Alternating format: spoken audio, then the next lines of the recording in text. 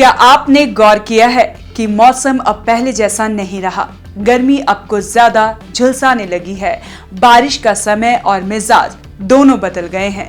बेमौसम बाढ़ तो कभी अचानक आए तूफान शहरों में तबाही मचा देते हैं।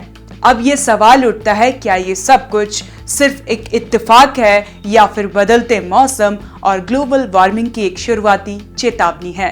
एक नई अंतर्राष्ट्रीय स्टडी सामने आई है जो बताती है कि अब खतरा सिर्फ भविष्य की बात नहीं रहा, वो हमारे दरवाजे पर दस्तक दे रहा है। इस स्टडी के अनुसार अगर हम ग्लोबल वार्मिंग को रोकने की कोशिश में सफल नहीं हो जाए, मतलब तापमान को प्री इंडस्ट्रियल स्तर से सिर्फ 1.5 डिग्री सेल्सियस तक सीमित भी कर ले, तब भी कई तटीय शहरों को डूबने से नहीं बचा सकेंगे।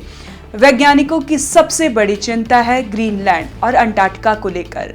वहां हर साल करीब 400 अरब टन बर्फ पिघल रही है। अब सोचिए, इतनी भारी मात्रा में बर्फ अगर हर साल समुद्र में जा रही है तो इसका असर कितना गहरा होगा। समुद्र का जल स्तर लगातार बढ़ रहा है। फिलहाल ये हर साल करीब 4 मिलीमीटर की रफ्तार से बढ़ रहा है। सुनने में ये संख्या छोटी लग सकती है, लेकिन वैज्ञानिकों का कहना है कि यही दर अगर बढ़ती रही तो 2050 तक यह 6 मिलीमीटर और 2100 तक करीब 10 मिलीमीटर तक हर साल हो सकती है। इसका मतलब है कि सदी के अंत तक समुद्र का जल स्तर करीब 1 मीटर तक बढ़ सकता है। अब आप सोच सकते हैं कि 1 मीटर का पानी कोई बड़ी बात नहीं है, लेकिन जब ये समुद्र किनारों के शहरों में घुसता है तो पूरे इलाकों को जलमग्न कर सकता है। करोड़ों लोगों को अपने घर छोड़ने पड़ सकते हैं। और ये सिर्फ किसी छोटे द्वीप की कहानी नहीं होगी, ये खतरा अमेरिका, स्पेन, भारत जैसे बड़े देशों के लिए भी उतना ही असली है। आज की तारीख में करीब 23 करोड़ लोग ऐसे इलाकों में रहते हैं जो समुद्र के ज्वार से सिर्फ 1 मीटर ऊंचाई पर है। और अगर हम 10 मीटर तक की ऊंचाई देखें तो उस दायरे में करीब 1 अरब लोग आ जाते हैं। यानी जल स्तर का बढ़ना एक वैश्विक मानवीय संकट बनने जा रहा है। और इसका असर सिर्फ घरों और शहरों पर नहीं पड़ेगा। इसका मतलब होगा स्कूल, अस्पताल, बिजली घर, रेलवे लाइन, सब कुछ पानी पानी। और ये सब अचानक नहीं होगा, धीरे धीरे चुपचाप साल दर साल समुद्र का जल स्तर बढ़ता जाएगा।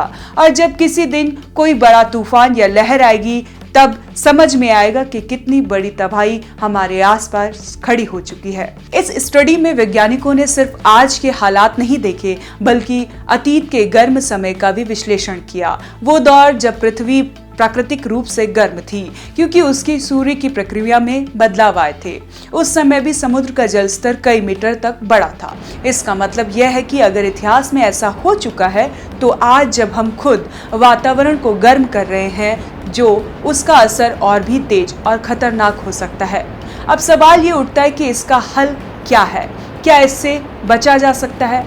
इसका सीधा जवाब है, पूरी तरह नहीं।